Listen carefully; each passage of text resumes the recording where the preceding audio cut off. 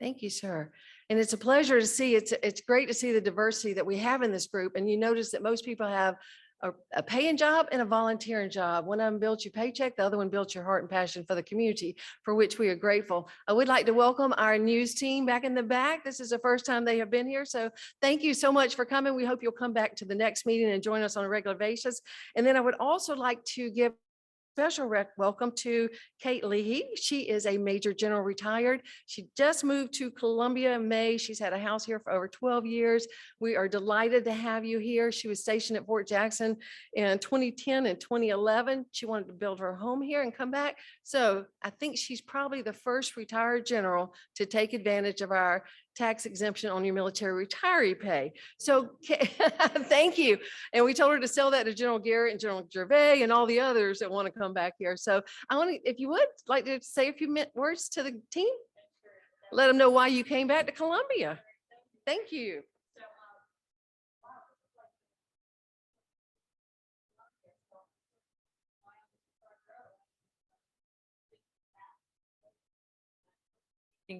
Group this is. So really happy to be here, Susan, and thank you so much for the warm welcome. And I first heard about this through Chaplain Sam Boone when I joined the local MOA chapter here in Columbia. So really excited to be here. So as you mentioned, about 12 years ago, I was actually assigned at that time, it was the 81st Readiness Support Command, now the RD, as the Inspector General, as a Army Colonel. And I thought that was where the Army was going to leave us, was right here in Columbia. And then there was another plan, and so we kept our house here in Columbia, and we have rented it for the last 2 years. It's in the Cottontown area, right near the new ballpark, and it's just such an exciting time in downtown Columbia to see how things are progressing and how the community is really growing, and it just is so exciting to be back here.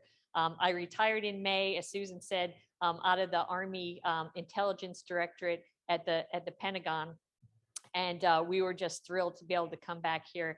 And the warm welcome that we have received here in the Midlands has just been wonderful. So I look forward to working with all of you and figuring out how not only myself, but my husband, Kevin, who's retired from the Army, can really integrate into the community and pay it forward, because we've gotten so much, not only from the Army, but also from the state of South Carolina and this great community here. So it's wonderful to be here. So thank you again, Susan. This sounds like a great event, and I look forward to being part of them in the future. We love it. Well, there are numerous organizations here, Kay, that will be more than happy to take you up on your offer to help out in this community. So we are glad to have you and look forward to working with you and having your input and friendship going on.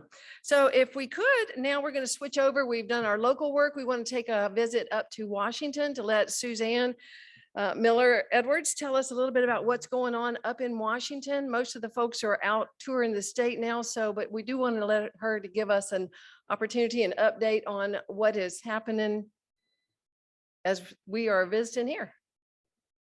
Here, there you go. Hey, Suzanne. Unfortunately, I'm not in the Isle of Palms as that photo looks, but it's really nice to be here with you guys virtually today. When we last met, we spent some time talking about how we were in the quiet time waiting for everything to happen. Well, since then, in the last 3 months, legislatively, everything has begun to happen. So I wanted to give a quick update of what's going on in Washington. Susan will send these slides out afterwards with the more detailed information on it, but I tried to keep it fairly top line so I can talk to things really quickly. So just to start, so can you guys see the screen? I assume yes, you'll jump in if you cannot. So let me present. So again, thanks for being here. Cassidy Associates has worked with the Chamber for almost 20 years, helping protect and grow the military installations in the Midlands, and it's work that we're really proud of. So just some shared language. When I talk about congressional defense legislation, we've been doing this, and I realized maybe we needed to take a step back and define a couple of those words. So the NDAA is the Defense Authorization Bill. It's what sets the policy and authorizes DoD to perform its functions. Defense appropriations is funds all of those policy changes, all the organic DoD functions, except for military construction. This is what funds operations and maintenance, facilities and sustainment, personnel, procurement, research and development, and a lot of other funding that not just within the gates of Fort Jackson, but also is spent in our community. Military construction appropriations funds military construction inside and outside of the United States, as well as family housing. Energy and water appropriations funds the Army Corps of Engineers, and of special interest to South Carolina is also a large funder of Savannah River site. So a lot of energy and water appropriations are shared with our state, both in the Army Corps space as well as at SRS and in the nuclear space. Homeland Security funds various agencies within DHS. It funds the Coast Guard, it funds Customs and Border Patrol, including some missions that collaborate with DoD on border patrol and other issues. And then when I say the word conference process, for those of you who don't remember your high school government class, this is when the Senate and House resolve all of their differences between their legislative bills, both in the authorizing space and in the appropriation space for the next fiscal year. Okay, so where are we right now in the defense budget process? The president's budget is supposed to drop in February. It was submitted just before April. Defense marked up in the House Armed Services Committee on July 1st and passed the House floor on July 14th. I'm sure that our members will have more specific information about their members' priorities that they will share when they come on after us. The House Appropriations Committee for HAC-D also marked up their bills on July 1st, as well as MILCON. Neither of those bills have gone all the way to the floor process. The Senate marked up their NDA, their Defense Authorization Bill, on August 1st, and it's expected when they return to Washington after Labor Day to take up that as their next course of action.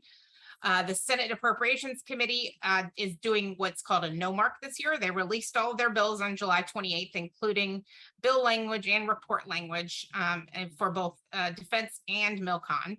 And then the conference process, one would hope it would be done by the new fiscal year that starts on October 1st. That's not going to happen. We're in an election year.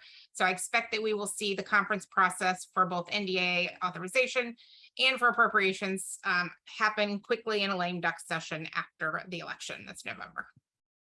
So where are we right now? The defense, just to give you some sense of the numbers, the fiscal year 23 president's budget, the defense appropriations request was $802 billion. That includes the Department of Defense's base budget, and includes military construction, and includes nuclear weapons program. So just to bring it down one more level, that's $773 billion for the DoD base budget. When the House Armed Services Committee marked their bill, they increased the top line by $37 billion to $839 billion. This is authorization, once again, not appropriations. And then when the House Defense Appropriations marked up, they decreased the top line from $773 billion to $762 billion.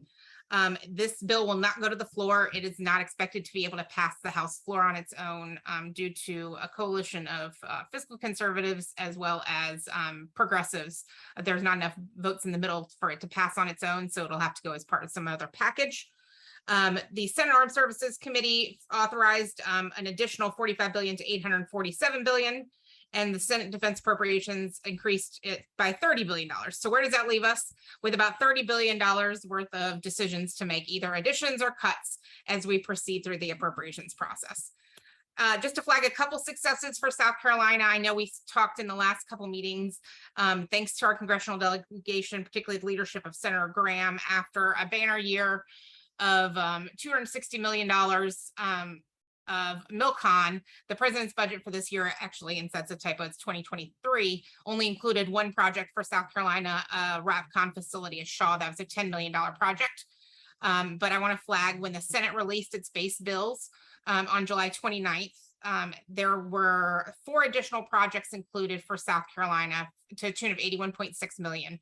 None of those projects are in the Midlands, but other than the Shaw project. So there's 2 recruiting barracks at Marine Corps Recruiting Station, Parris Island, a fuel pier replacement planning and development at Beaufort, and an ambulatory care clinic planning and development at Parris Island.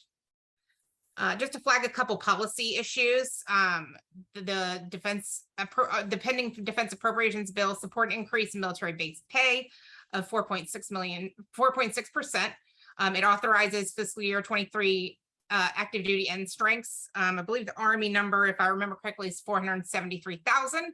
It adds $1.7 billion in FSRM to cover the MILCON/degradation gap. I know this is really important to our base leadership and garrison to help make repairs that are not just MILCON.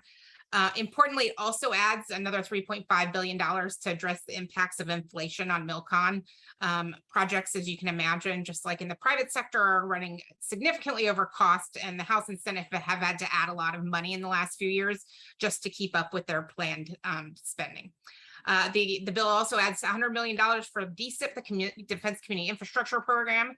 This is collaborative improvements off the base that enhance quality of life for those who live and work either on the base or in the community. And it also adds another $553 million for what we call ERSIP, Energy Resilience and Conservation Program.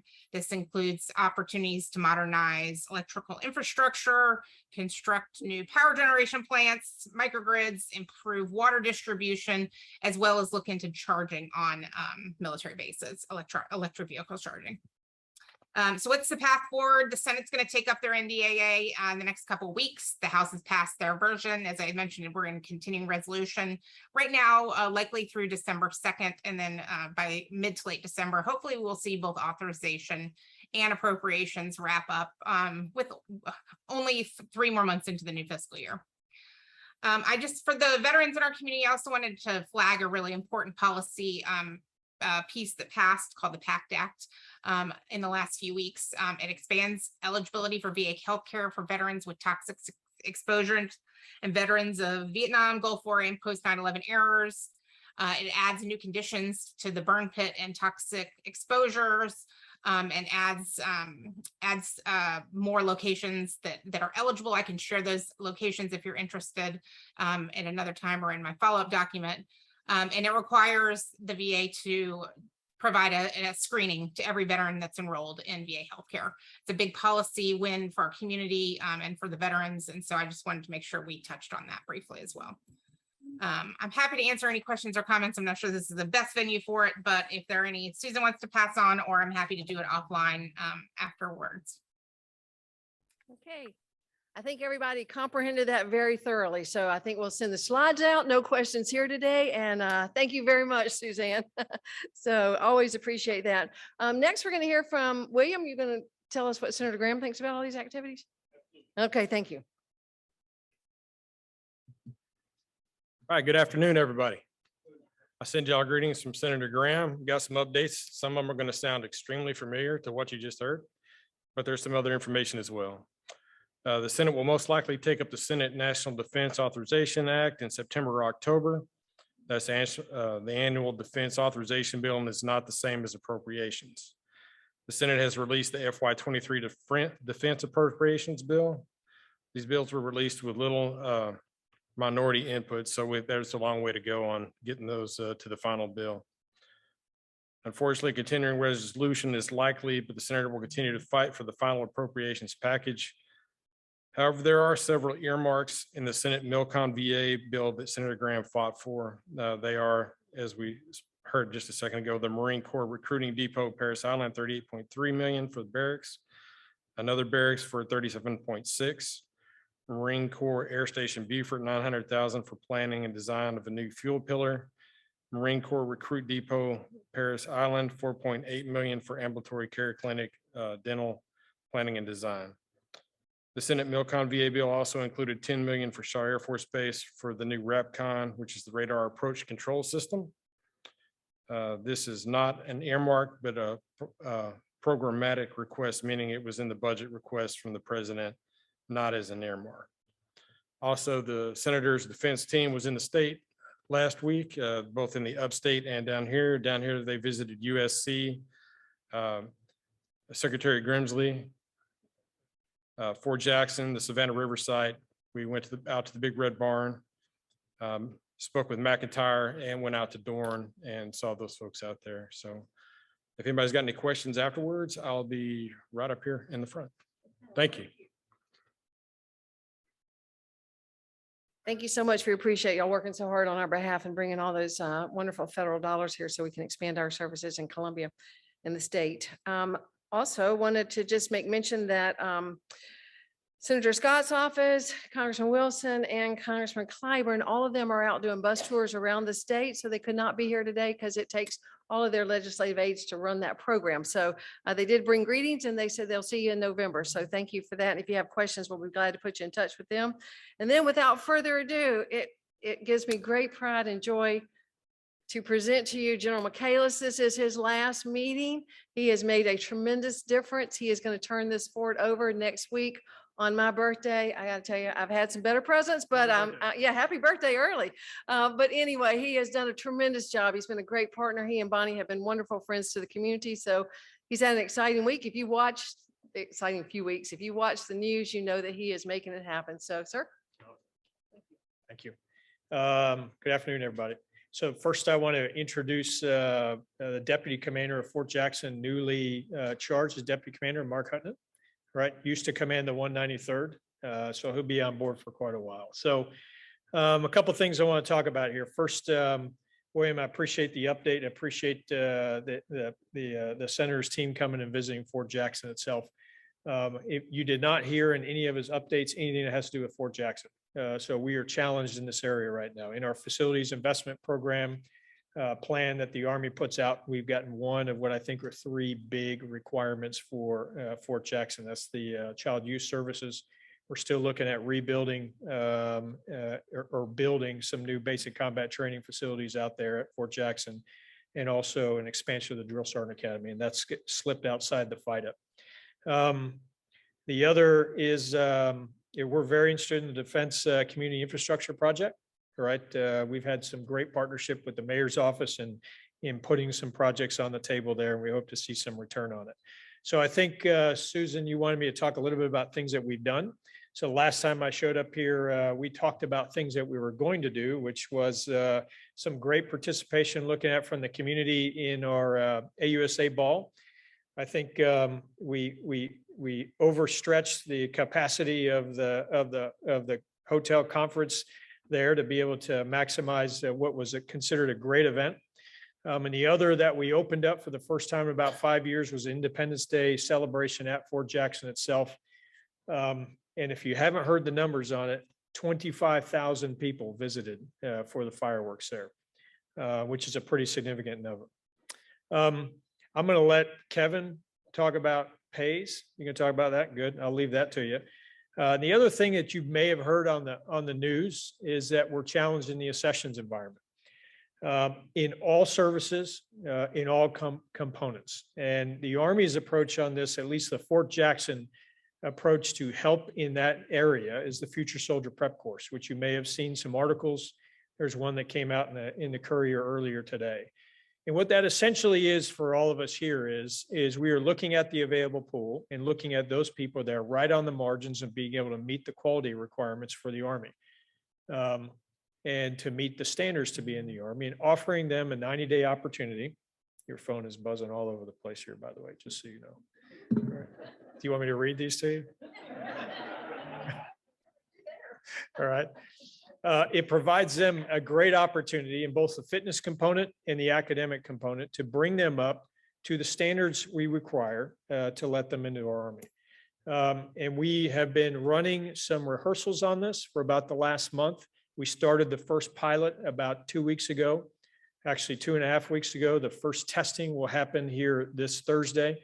And I will tell you, I am very, very optimistic about what we're going to see in this space. And I think it is a great model right now that we'll test throughout FY23 and see what comes out of it. Some future events we have going on. So as you heard Susan kind of say, I am busy running through the finish line at a sprint pace. And next Wednesday, I will hit a full stop and they'll go drink a bourbon someplace. I don't know where it's going to be, but I'm going to go do that. So I'm being replaced by what I think is probably the most talented officers we have in our Army. His name's Brigadier General Jason Kelly. I hope you give him the warmth and gratitude that you have given Bonnie and myself over the time that we've been here for the last 15 months. Other things that we have going on, 9/11 activities on post. We will be very much a part of, we've got, is 11 o'clock in the morning, Centennial Park. All right. And the next morning, it's Run for the Fallen out at Hilton Field. Everybody is welcome out to that. Let's see, what else do I have here? On the 24th is when General Kelly will hold his first lawn party. All right, at Fort Jackson. I'm not sure what the theme is, but last year was football. All right, and there's nothing wrong with a little bit more football. And I'm not sure who's going to talk about it here, but we're sitting on the campus of the State Fair, or we're sitting on the location of the State Fair. And a couple months ago, we had a long discussion with the State Fair about Army involvement in that. And I'm not sure, General McCarty, you're going to talk a little bit about this or not, but I'll just kind of lay it out there for us. So look, we say we're challenged in the accessions environment. Everybody here is part of national service and service to the country and military veterans. I would really advocate for all of us here to starting the narrative right now on having those people who express some kind of interest or even a desire to understand what their military is about to come to. It's Catherine Pageant. You want me to answer that? No? Okay. All right. All right. So to be a part of what the Army is putting together here at the State Fair. So we're going to be here for about 2 weeks on the campus here, showing everybody what the Army is about. And you think about 500,000 people come through Fort Jackson at any one time. So we're working on getting the tanks. And I said, I can't leave until I get confirmed we get a tank. General McCarty, I know you're going to help me out with that. Bradleys, Strikers, Huskies, contact trucks, medical recruiting, special ops recruiters, a gaming trailer, our band, drill sergeants will be there. MWR will be there. The Paladin, Buffaloes, Avengers, all the cool names of stuff we have. ROTC is going to be involved with this. We really need to, this is really one of these things we want to do is to expand the awareness of what it means to serve. And we're using the State Fair as a way to do it. And they've been very, very helpful to us in being able to work all the components, General McCarty, USO to come in here and be a part of this. And we need your help. We need your help to drive activity. And Richland too, you can all make field trips all the way down to this. We'll be there. All right. So just kind of make sure that's on the table there. And the last thing I'll talk about is as we look over the horizon, we ran an industry day on Fort Jackson in April of last year. Next year in 23, it'll be March 14th, in really expanding the opportunities for industry in the local area to come on to Fort Jackson and to show us what you got. We want to partner with industry in a way, a much more pronounced way than we've done before, because we know you're bringing solutions to the table. And one final report, I know that Carl Blackstone is very, very excited about this, but we opened up the 2 days we have for Family Day and graduation, where we get about 250,000 visitors that come on the post over the course of the year. We've opened up graduation day for the trainees and their families to come downtown. Hopefully that's helping you all out with what you got going on down there. So on behalf of Bonnie and I, we have been blessed and honored to be part of the Midlands. When I came in here, I said, I'm not from South Carolina, but I am now. And it is because of all of you and the support you have given to not only Bonnie and myself, but all the soldiers, civilians, and the family members that work on Fort Jackson every single day. Thank you all very much.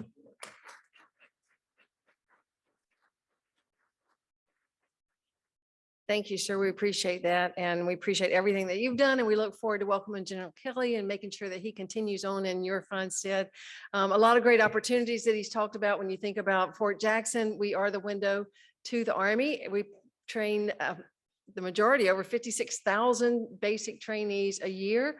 So that is huge. As General said, we bring in over 250,000 visitors to the Columbia area. It's a $6.6 million investment here with all of our military, 4.7 for Fort Jackson. So it is, as Carl likes to say, it is our Boeing, and we love it and we appreciate that. So thank you, sir, for everything. And we'll talk a little bit more. Kathy's back in the back to talk about all we can do for the recruiting. But as he's talking about the recruiting in the State Fair, you know, everybody wants to meet your mother at the Rocket. We want you to meet your recruiter at the Rocket. So please bring all of your, I mean, Maria, you can help us get it out. Tell your PTAs, tell your churches, tell everyone, because this is a great opportunity, a great career. And if young people today need focus, they need it now. So this is a great opportunity for all of us. Thank you, sir. Joe McCarty, I'm gonna let you talk.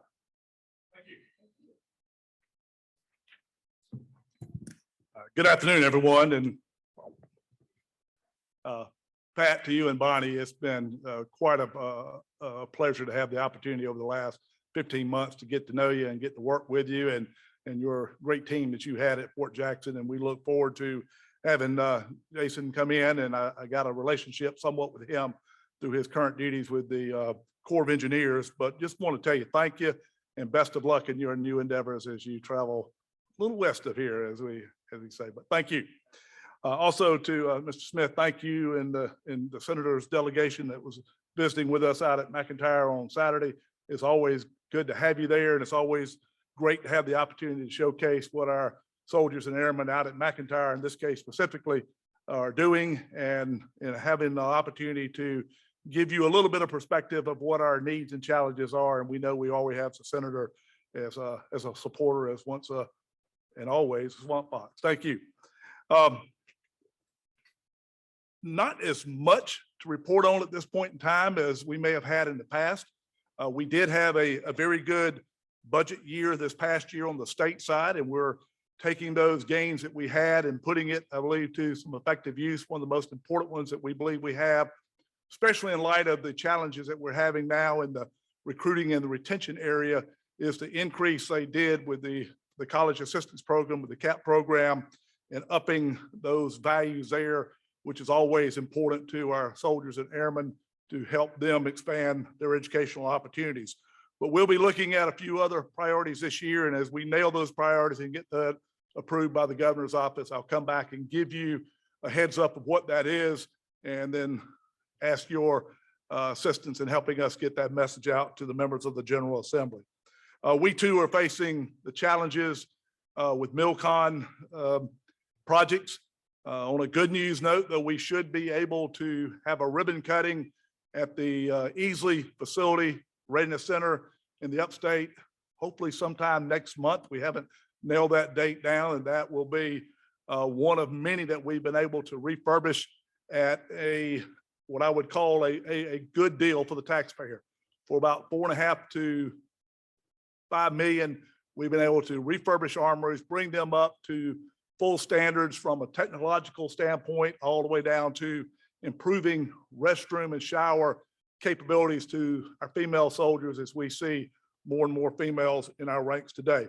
The challenge, though, that we have are on our current MilCon projects, the project over at USC Aiken and the project at the Joint Base Charleston. Don't know for sure, but there is a possibility that they could be slid to the right.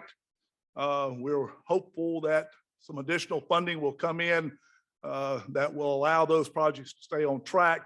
However, I don't think anyone really anticipated the cost of doing business to have grown as quickly as it had. We tried to anticipate some of that, but I don't think we were able to fully understand where the cost of construction was going. So that is a issue, though, of the entire 54, not just with South Carolina. I will let Q speak in a minute to all things McIntyre, but it is good that we are seeing the work being done out at the runway at McIntyre, and he'll be able to give you a little bit more in regards to those projects there.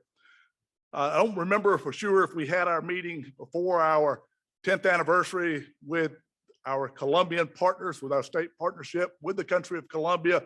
We recently had General Navarro and his leadership team up here in South Carolina for a couple days to celebrate the 10th anniversary of the state partnership program that we have with the country of Colombia. In 10 years, we've been able to accomplish really some magnificent work. The partnership that's been built both on the Army and the air side was notable. We had exchanges with the Colombians on a regular basis, with us going to Colombia and with Colombians coming here.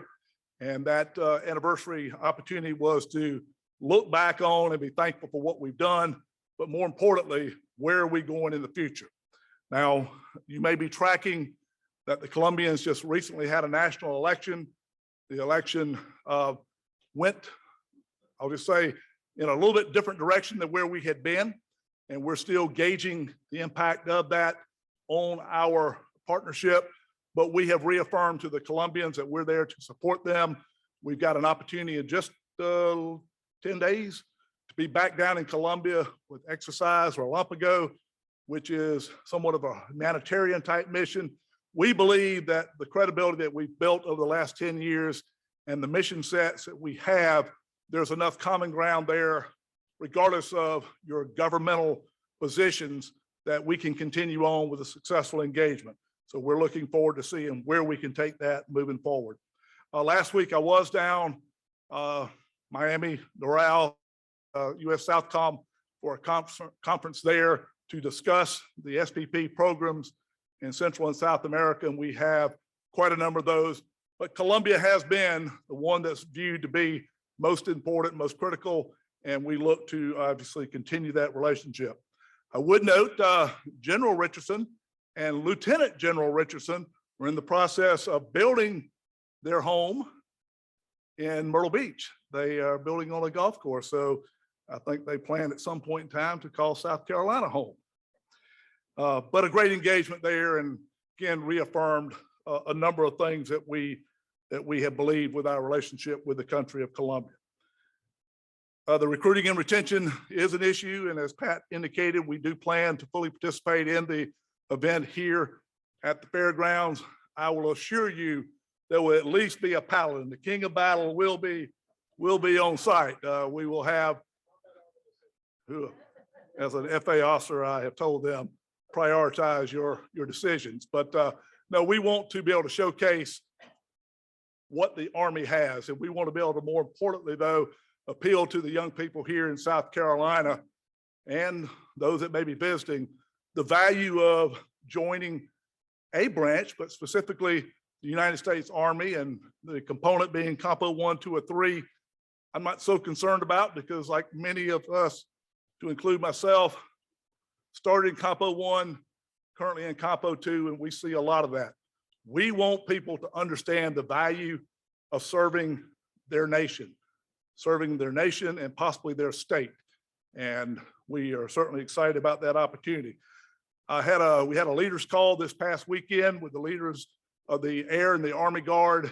What I ask of, and I don't think it's too much of an ask, of you in here who have worn the cloth, did you have any family members that had served prior to you? If you would, just kind of just raise your hand. Yeah, very common. And I asked also that question to our group, and then I asked them how many of them had sons or daughters who were currently serving, and it was a surprisingly a large number. Simple ask to our leaders to ask of their soldiers. We have about 9,300 soldiers in the Army Guard, about 1,300 airmen. During your enlistment of 6 years or beyond, if you can affect bringing in one soldier or one airman on your own, our problems are solved. So if you want the soldier or the airman that are standing beside you in the formation, that may be those that go to war with you, if you want to really know that they got your back, then you recruit somebody you know has your back. So in addition to that, I asked them, for those who are at a point now of ETSing or retiring, certainly those ETSing, to give us one more year. Not too much of an ask. Give us one more year. Help us buy a little breathing space here as we work through some of the recruiting challenges that we have. And I'm confident that we'll get there. We've got some work ahead of us, but we'll get there. Had a great opportunity yesterday. Jared, I saw you last night, and this is probably more in your lane, but we had 2 of our active soldiers and 1 retiree that participated in a program at the Dartmouth School of Business, the Faber Business Institute, or something of that nature, doing a strategic project or work initiative where they had to pitch a business that they were going to either develop or one they already had, And I had a chance to hear that last night and appreciate the work and the relationship that we have with the university. And I'm always proud of opportunities that we have to help our veterans and our currently serving members of our force. Last, I always want to highlight, though, the work of our Service Member Family Care Program. We have some of those here present today. You know, their sole purpose in life each and every day is to get up and help service members, regardless of component, regardless of whether you're currently serving or have retired, work through the challenges that you may have, whether it's an employment issue, access to the VA, health and wellness. We have 7 one-stop shops, and we, again, partner with all those entities out there, many of them or you represent, to help add value to not only their lives, but really to our organizations and our communities. Subject to your questions, that's really all I had, just a kind of a quick update. And again, we're proud to continue to serve and be a part of South Carolina Military Department and service to our great nation. And right now, I think I saw something out in the Atlantic, somewhere between here and Africa, that may have been blowing, but I'm confident that we can cut on enough fans off of Florida that we'll blow it elsewhere. But knock on wood, hopefully we'll have a quiet year in that regards. Thank you. Thank you.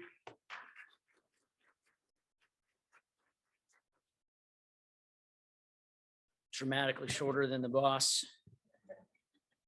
Well, following these two smart gentlemen, I don't have anything else to talk about. So I'll buy us back some time. We can get to happy hour. I'll try and reinforce a couple things. Again, thank you everyone for coming. I'm Q Quadri, the wing commander out of McIntyre. Hit some of the headlines that we've talked about before. So again, the congressman's staff, the senator's staff was out, and we continue to enjoy and cultivate that relationship with the entirety of our delegation. So we were privileged, like most of the major installations in South Carolina, to be the recipients of multiple earmarks last year for MilCon. Those aren't under construction yet, but will be. We continue, and we appreciate, as we talked about, the sustainment funding in those accounts and the recognition that those, when we made those plans and we allocated those resources, the fiscal reality for the contractors for the budgets has changed that. And we're trying to mitigate that impact. And we're seeing that at McIntyre for ongoing products. We've got some things that are 15 months behind schedule. I got firemen living in 1950s things. They're going to call a lawyer in about 12 years to call the asbestos line, because they are literally in facilities that way until we can kind of close things up. But we're getting the support from the community and the delegation to be able to funnel those, and those are working through, and we appreciate that. For the state fair, recruiting retention, like us at the unit level, I would only just reinforce that matters, and we're seeing it at the unit level. And it affects what's in our formation. It affects our soldiers and airmen on a day-to-day basis, and our readiness. And as obviously as we can attest to, a lot of us in this room, right, what those formations and what those units will look like in the future. Same thing. I don't want people to join the South Carolina National Guard. I want people to join the service. And I don't care if they go into the active component or to the Guard or to the reserves. I just want them in. Most of us have served in multiple of those. We are going to not obviously put an F-16 here, but we'll steal the show, and they can argue about if it's a Paladin or if it's a Peace Artillery tank. And then it's still going to be at the rocket, and I'm still going to fly an F-16 overhead and win. It's going to be fine.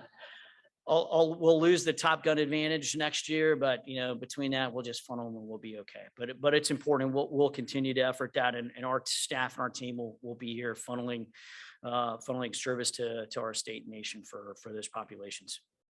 Some of the things that we've been working through in the last couple of pieces that are here in that. So we've had, as the boss talked about, we had that engagement with the Colombians. We will actually leave. We'll have several hundred airmen depart this week to Colombia for the Relampago exercise that the boss talked about. I will join them next week. I unfortunately am going to head off to DC tomorrow, go work some of that, and then head down and join everyone in Colombia to continue and facilitate that relationship. And we'll expect to see them again later. Our civil engineers have been out and about before those swirly things start hitting the coast. We have executed their spin up exercise. They're getting ready to deploy, and they will actually be departing next week as well up to Montana to go do some readiness events and go build some community engagements out in Montana, which is a normal thing that we'll do. And we'll continue to do that inside of the Midlands on the Poinsett Range as well, inside the Army Engineering Battalions. Next year is going to be a deployment year. So we are still executing all of our S-16 operations inside of Columbia Metropolitan. That is looking, generally speaking, on time well. We'll see how this continues to progress, but that looks all good. We should be getting out of the community's hair, if you will, from a flying footprint noise perspective, which I think most people actually thoroughly enjoy. Gives us the advantage in the state fair because, you know, just, hey, I had to go around. Turned out I had to go around and I needed to just fly a loop around the building and then come back home and land. It's fine. So we will be able to execute that. That looks on time to kind of recover all of our operations back at McIntyre before we deploy them all out again next year for our normal rotations, both in some spin up events that will occur in Florida at Nellis. And then ultimately overseas. We're still kind of working that as times are changing across the globe, as you can all imagine. That's and that will affect the fighter operations predominantly next year, but by next summer, a year from now, we'll have the rest of our support infrastructure pretty engaged across the globe. Touching back inside of the community, you know, we don't tend to talk about these things, but in this cultivating our ranks and our service to state nation across. We're happy, as we talked about this last time, to get small things that make big differences like Starbase up and running. We've got that even with school coming back on. We'll turn that on. We'll turn STEM days and those outreach programs back on. So again, please, I advertise those not to brag about them, but hey, take advantage of them for whatever community outreach pieces that we have. We're happy to engage them and care quite deeply about them. And then final note, again, this ecosystem of not just capturing new airmen and soldiers, but retaining the talent that we've already invested in and keeping that service across. So again, appreciate where the state has been specifically and acutely with tuition assistance programs. And as we look at other opportunities to keep that service inside, hopefully we'll be reporting back on what that looks like. But where the university specifically is dramatically important and relative, if you will, I hate to say this word, right, but relative to our neighbors and those state legislatures and these university programs, we are catching up. But we have more work to do, and it is dramatically important to our talent in our communities to keep that talent thriving and thriving inside of South Carolina, specifically and acutely the Midlands, both for industry and then our military apparatus as well. And I think that will continue. And then one final thing is, and we'll do this a little bit in a sidebar. So again, it's appreciation, but continued work across the military installations on the military enhancement funds and those grant programs that are now inside of the state budget. So very, very impactful. And we're trying to figure out is how do we capture the intent of where we're there, especially how we capture things that benefit for us specifically, the fighter enterprise that benefit Shaw, that benefit Beaufort, and benefit McIntyre dramatically, of how do we best capture that as we continue to move through that. And so we're not, but to your credit and to, I think, our credit, not breaking my arm, patting ourselves on the back, but those commanders working through how we can execute these funds and these ideas that are beneficial for everyone, even though they may be investments that actually probably won't occur on our installations, but inside of South Carolina that everyone can leverage. And we thank you for that. We'll figure out how we do that and then build on that as we look forward in the future. Barring that, obviously, any questions, happy to take them. All right, thank you. Okay, so in Top Gun, they buzz the tower, and in Columbia, we buzz the rocket. So I love that. So everybody watch out for that. If you haven't been out to the airport to see the F-16s, it is incredible. They are lined up out there. We were out there the other day with USO, and we were treating all of the soldiers, the airmen, 2 goodies and they lined up about 8 of them and took off, and you've never seen anything like it. So go sit out there and watch them. It's amazing. Sylvia said that they were flying over McIntyre the other day. She said they're lonely. They miss the countryside. So she's watching out for them out there. All right, Scott, I think everybody's stolen your thunder, but come on up, sir. Yes, that's right. You know, General Michaelis, General McCarty, you guys have already covered the state fair, I think, pretty much in depth. But in line with what General Michaelis was saying with the Future Soldier Prep program, we're already seeing a lot from that. So last month, even though every other time I've come here, I've said, hey, recruiting is down and sessions is hurting, we had our highest number of enlistments since I've been here for the past 2 years. So we put in almost 200 soldiers into the active duty and reserve Army. And we're seeing that continue to get better as we're opening up more enlistment options. Sir, on the state fair, you hit it. We've got a Paladin lined up. We've got Avenger, ground ambulance, a MAT V with the Crow system. We've got Zodiac, the Bomb Bot, the Buffalo. I've been to talk with the 30th Infantry Division. They're going to bring down a Shadow. So we'll have that in there. We're going to have a Striker. Yep. And a Shadow. Yeah, we'll have a Striker. We've got the gaming trailer. The 282nd Army Band is going to be roving around doing some things. Drill sergeants, the K9 unit, and the working dogs. We're going to have all of that. So the goal is, like you've heard for the state fair, is to talk about how the Army can change your life and how serving the military is not as scary as it seems. So that's why we're going to have all these people here coming from the 82nd, 3rd ID, 101st, wherever we can get them from throughout the Army, reserves. The National Guard is going to be there, Cadet Command from University of South Carolina and Greenville and up in Clemson. They're going to be here just talking about the daily life in and out that a soldier goes through. We're going to try and have a barracks room set up, a bay, and what it looks like when you go through basic training, so the drill sergeants talk about those things and just all the benefits that entail, to include maybe some of the stuff from the USO and some of these programs that you can get after you're out of the Army. So, thank you.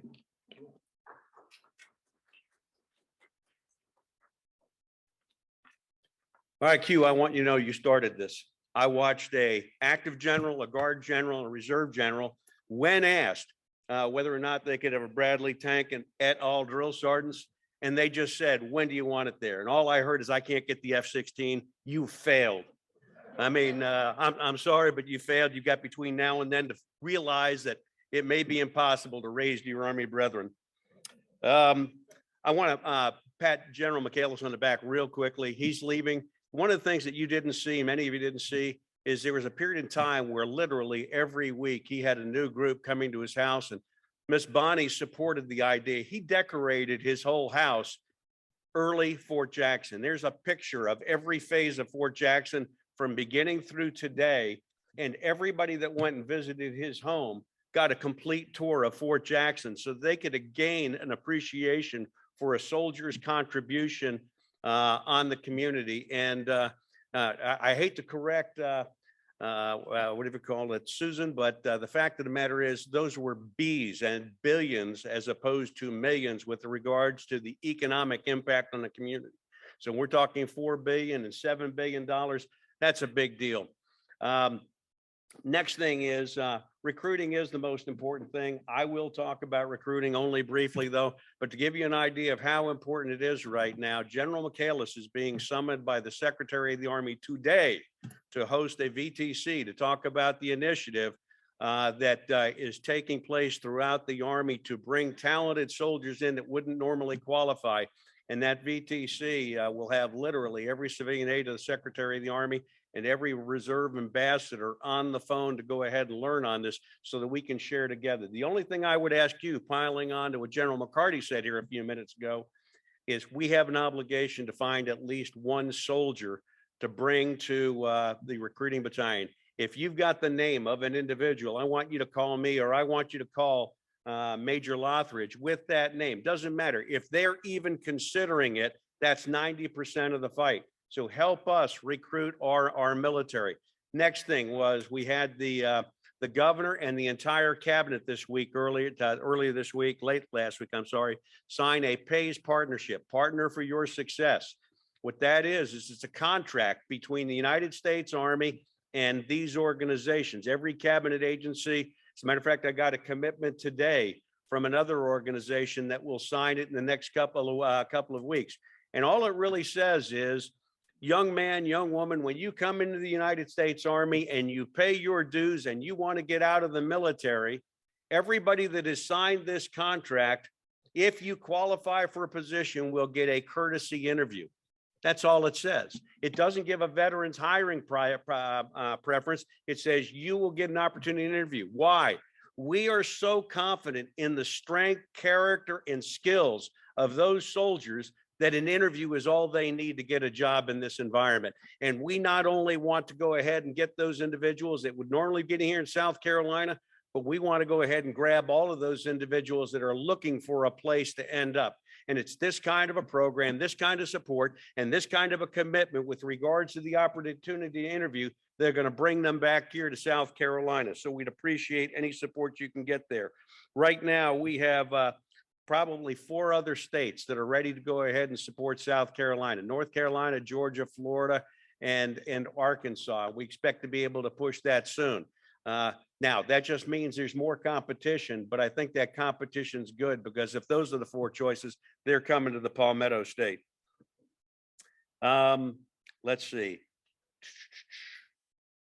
Last thing, with regards to, and I'm hoping they come on up, and I'm not going to spend any time about, but I'm hoping we say a little bit about the USO Fisher House and AUSA's golf tournament in the Big Red Barn. Those are big 3 things. I mentioned it because one of my chores is to talk about Soldier for Life. And it is exactly these kinds of organizations that support the Soldier for Life concept. And we've got an obligation to support those that have supported us for so long.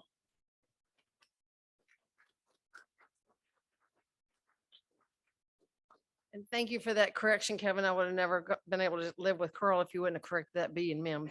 So we want to switch over to our military support organizations. So Sandy, if you would come up and tell us a little bit about what's going on with y'all.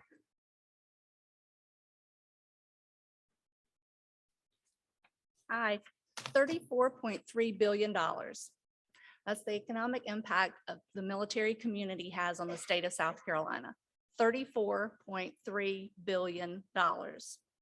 That's over 11% of the state's economy. That's 1 out of every 9 jobs. So we value our military and we support our military. And a new way that we have to support our military, as Q mentioned, is a military enhancement fund. This is a fund that the South Carolina Department of Veterans Affairs oversees. And it was created for things such as land acquisition for recreational and educational purposes, facilities for military personnel. So we have, we've recently approved over $4 million for land acquisition to mitigate an encroachment situation in Sumter. Eligible recipients of this fund are counties and municipalities with a federal military installation. It would be Richland County, Sumter, Charleston, Berkeley, Dorchester, Beaufort, and Orangeburg with North Airfield. So the deadline for applications is the 1st of October. And I have some proposal information on the table by the door when you first come in, and also some copies of the economic impact study summary that are on the tables as well. If you have any questions about the fund, I would love to talk to you about it. It's new. We are excited about the opportunities that it brings. So you can come ask me questions. You can talk to Ed Bell, or I believe my friend Dan Beatty is in the back still. Any of us can help you if you have questions on that. Thank you very much.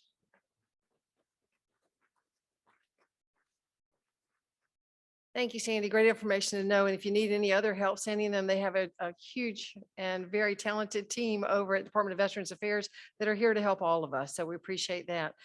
Jennifer Harding is not here. She's our state chair of the ESGR, but I want to call on Tracy just to give us a quick update.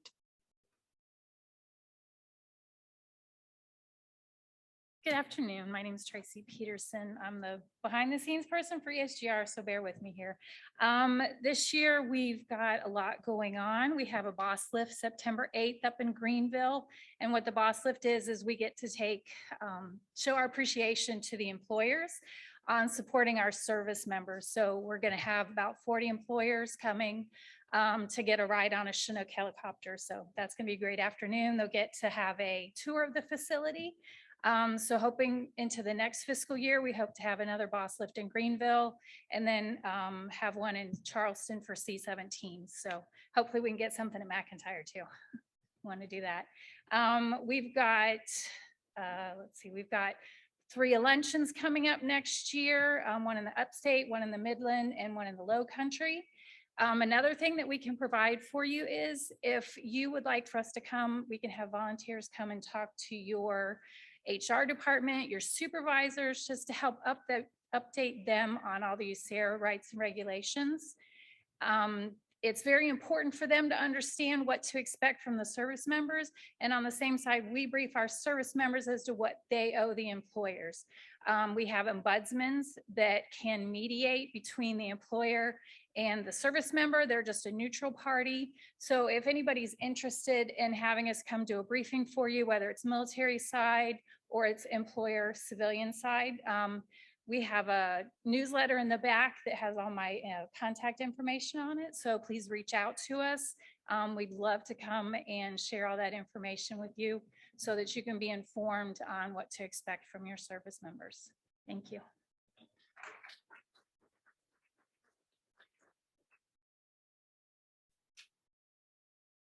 And if you've never been on a boss lift, I encourage you to talk to Tracy. It's quite fascinating to actually go up in the air and see what our guys and gals do. Okay, Jared, come on, tell us about USC. Thank you, Susan. Good afternoon, everybody. First, I need to apologize. Classes started last Thursday, which means traffic became insane overnight. And we've added thousands of questionable drivers at best to the road. So just keep your head on a swivel out there. Hopefully they'll get used to it after a couple of weeks or so. Updates at the university. We have welcomed a lot of new senior leadership to the university. So our new president, Michael Readiness, joined us officially July 1. Our new provost, Donna Arnett, started August 1st. And then we have 2 new vice presidents who joined us last week. Despite all that transition and leadership, our commitment to serving not only our veteran and military student population on campus, but the larger vet mill community throughout the Midlands has not wavered. We've rolled out several new partnerships, many of which are with individuals and organizations in this room, new initiatives, programs. General McCarty mentioned one last night. We had the opportunity to hear from the first cohort of veterans that went through a new entrepreneurship program we launched. It's called Strive. It is completely free for veterans. So if you know of anyone or if you are a veteran who's interested in coming through that program, please feel free to reach out. But that's something that got started by Syracuse through their Institute for Veterans and Military Families. And we're very excited to be able to offer that program now to the veterans throughout the state. We also have several events this fall that all of you are welcome to attend. On Thursday, September 8th at 8:30, Davis Field, which is in front of the library on campus. We will put out 4,000 American flags in honor of the lives that were lost on 9/11. So if you'd like to attend that, please, you're more than welcome. We also have a cyber event, and if I mess it up, Jody Salter will beat me up outside in the parking lot. So SC Decoded is Thursday, September 15th, and it is a statewide cybersecurity conference focused on the need for cyber resiliency in supply chain, defense, and legal tech fields. It also focuses on the impact of cyber on our state's critical infrastructure, public sector, and education system. So Jody Salter, she's been lead for the university with all things cyber to include this event. So if you have any questions for her about it, I know she'll be happy to talk to you afterwards. Come November, we'll have our 14th annual Veterans Day breakfast, and that'll be on Friday, November 11th. We have our 5th annual Veterans Day 5K on Sunday, November 13th at 2. We're very excited. Our benefactor this year will be Sutton with the Big Red Barn, and we're grateful for that partnership. And then we'll cap it all off with our annual military appreciation football game on Saturday, November 19th against Tennessee. So we'll have a lot going on this semester, but we're excited about it, and we're excited about continuing to work with everyone throughout the community to serve our entire veteran and military service members and their families. So thank you for your time, and I appreciate it.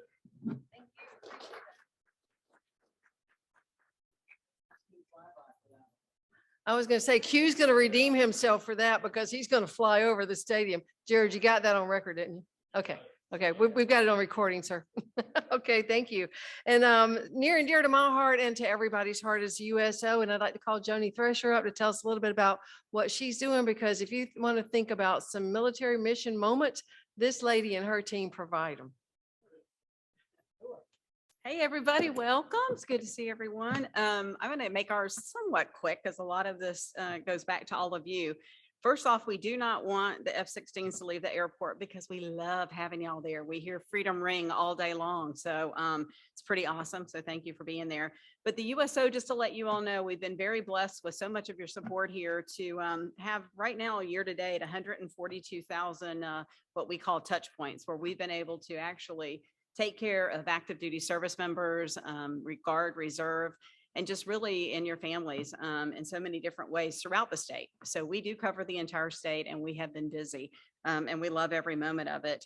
Want to go back to what General McIntyre said a little over a year ago. He asked us to please help him to bring a concert to his soldiers out at Fort Jackson.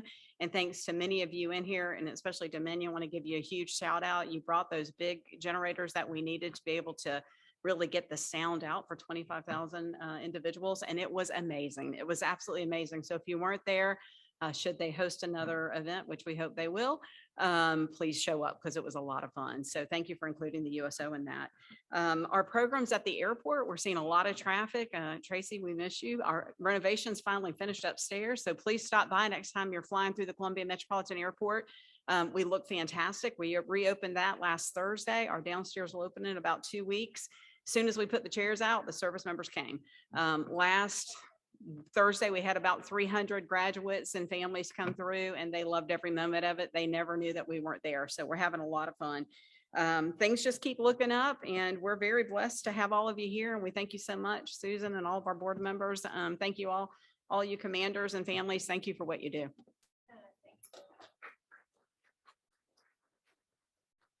And I want to echo Joni's thoughts when she said, thank you to Dominion. You helped us power the music, and you powered our tent too. General McIntyre couldn't stay away. So we needed air conditioning on that hot field, trust me. But the last meeting, he says, anybody know Breland? And so I ask again, anybody know Breland? Yes. Okay. If you don't, look him up. He's amazing. And when you see all those soldiers dancing in the hot field, it is incredible. So thank you, sir, for that. He did, Mayor Rickman always says that Columbia is open for business. The general said Fort Jackson's open, and by golly, he opened it. So it was a lot of fun. We rocked it out. So thank you for that.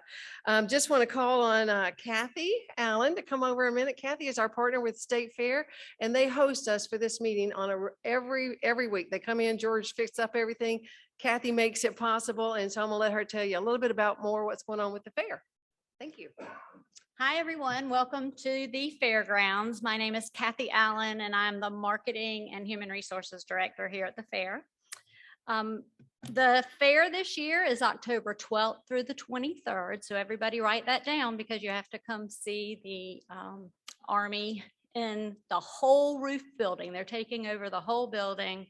Plus, they're also going to be on some of the grounds near the South Gate. And so we are so excited to have you all coming. The theme for the fair this year is to the South Carolina State Fair and beyond. And the beyond is what we really want to talk about, which is we are more than rides and food. We have our partnerships like with the chamber and with the military. And also with the beyond that we'll be talking about is more than rides and food at the fair. Come to the fair and learn about the Army or all the things that you'll be seeing. But if you are wondering about the food, this has not been publicized, so I'm glad that the guys aren't on the cameras anymore. So here's the new food that's coming this year. We're going to have fried moon pies, and there'll be banana or chocolate. And the reason that we're having fried moon pies is because in the Canty building, there's going to be a big museum of the moon. And how they describe that is the artist says it's like taking the moon out of the sky and putting it into a building. And so we're very excited to bring that I know. We're gonna have cookies and cream covered elephant ears and funnel cakes. We will have steak poutine sundaes, which is fresh cut fries, fresh cheese with fresh cheese curds covered in gravy and sirloin steak. And then watermelon iced tea. Our military appreciation days, write this down, are October 13th and 20th, and it will be free admission for active, retired, reserves, and hopefully we'll have some graduates and their families come as well. And so thank you all so much for being here, and we'll see you October 12th through the 23rd. Thank you so much. Thank you. Appreciate that. So come out, you can eat your way through the fair, you can learn a lot. And not only do they provide great entertainment and they're great partners throughout the year, they provide tremendous amount of scholarships back into the community. So be on the lookout for that in the fall. They always promote that, and it's a great help for students who are trying to make it to the next step. So we appreciate that. Just a quick rundown here of some of the activities you've heard about. We have on September the 9th, we have the Tunnel to Tower Run. Military, you receive a discount on that. Fort Jackson, we have tickets out and about. So that's the Capital City Club. If you don't want to run or walk, come out and watch. It's an incredible scene. Some of our firemen run in full bunker gear, which I highly admire that. Then on September the 11th, we have the Morning of Remembrance. So that's also down at the Convention Center. On September the 8th, Fort Jackson has a 9/11 Remembrance. So you can go to their ceremony, go to Run for the Fallen, come downtown run, and then come back again for the 9/11 on Sunday. And then we have the Big Red Barn down at the Fireflies, another partner of ours. They're having the Chris Lane concert this fall. October 8th. Thank you, Sutton. Yes, it's going to be a great time. So y'all please come on out. Brooks Heron's going to be singing. Jared's going to be doing some promos out there. So we hope y'all will come out for that. On September the 6th, we have the AUSA luncheon. Please come out for that and support the fort. And by the way, anybody can join our AUSA. It's Association of United States Army. It's a Palmetto chapter. We meet at Fort Jackson once a month. So we'd love for you to come out for that. And then on September 30th, if you want to go play golf, we'd love for you to come join the AUSA golf tournament. We use the funds raised there to provide scholarships for military children. And so that's a great help there. The City of Columbia, once again, will have the Veterans Day Parade downtown. So y'all make your plans to come down there and support. And then I have one final thing that I would like to do. We are always blessed to have great leadership within this Military Affairs Committee, and Carl and I have worked it. Dan Beatty has worked it. Chris Lamont helped us out with that some. And so I want to introduce to you our new Military Outreach Group member. It's Mr. Brian Taylor. He serves as Vice President for Business Development for Millard Valentine. He is a graduate of the Leadership Columbia program. For many years, he has helped me plan Leadership Columbia Military Day. So he's worked with all of the installations here to come out and about. He's never served in the military, but he loves and respects the military. He has a childlike enthusiasm and awe for what y'all do. So Brian, welcome to the team. Look forward to working with you in this role. He will challenge y'all. He will challenge us, and more than that, he'll challenge our businesses to get involved and be a part of this great military community that we have. It's what makes us a great American defense community. Governor Master said the other day that soldiers and airmen want to live where they're loved. And so we're glad that you live here because we love you. So thank you so much for your service, for everything that you do. If I can do anything to help you out, I appreciate you. Just give me a call, send me a text, email. General Michaelis won't answer it always, but if Kathy calls, he'll do that. So, but really from the bottom of our hearts, thank you for being here. Our media, thank you for your support that helps us get the word out always, your TV shows, your coverage of everything. And I also just wanted to mention too, Jody said that about the USO. General Michaelis and them last week graduated 1,107 soldiers going out into service. Joni and them sent them out on their way through the Columbia Metropolitan Airport with a smile, a Starbucks cookie, some crackers, all kinds of goodies and blessings. And so when you look at the partnerships and the connections that we make here, they are tremendous and they go forever. So thank you all for everything that you do, whether you're in service, whether you're not, your families, we really do appreciate what you're doing. We look forward to having you here with us too. So thank you so much for coming out. Great new leadership, Colonel Hutton.